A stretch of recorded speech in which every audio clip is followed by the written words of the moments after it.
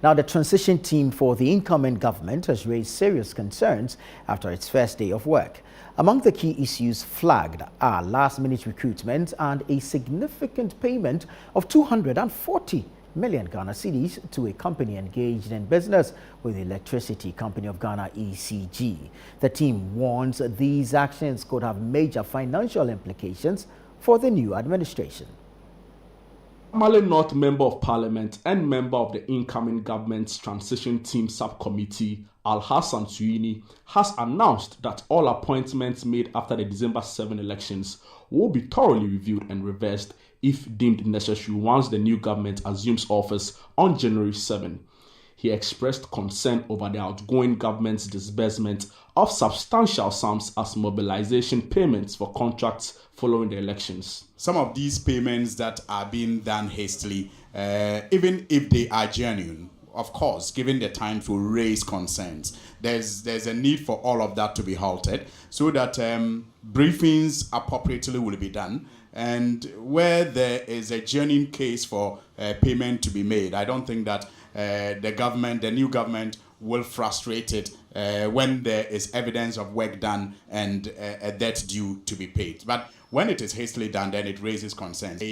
I'm aware that there have been some payments also at the Ministry of Finance that, the majority leader, Honorable Atuforsen, have also raised some concerns about, well, majority leader. It is obvious now who the majority leader is. So we don't have to argue about it. I remember your troubles in the past with it, but that has been settled, by the outcome of this election. But I know that there are many other payments that we have noticed that has come to the attention of the transition team that have been flagged, but I don't have the authority to reveal that yet. Because, you may have a genuine case for promotion, but if you allow these things to,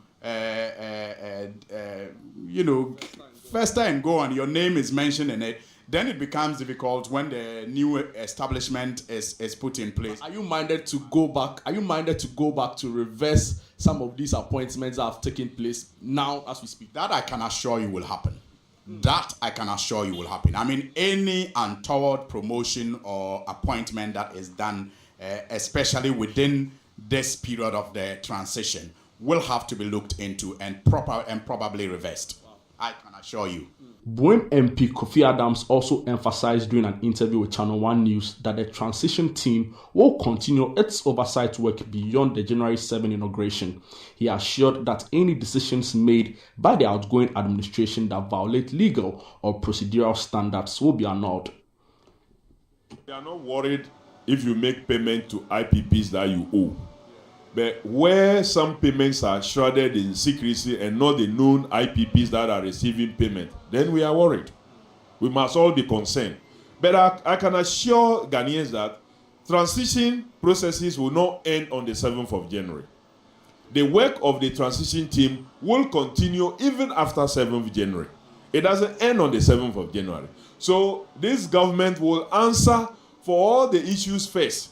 Members of the transition team in the incoming administration have called on governments to act in good faith and in transparency within the remainder of their term in office. According to the members, any move by government which does not conform with the rule of law will be reversed when the John Dramani Mahama administration take over office from January 7th. Reporting for ChannelOne News, Jude Duncan.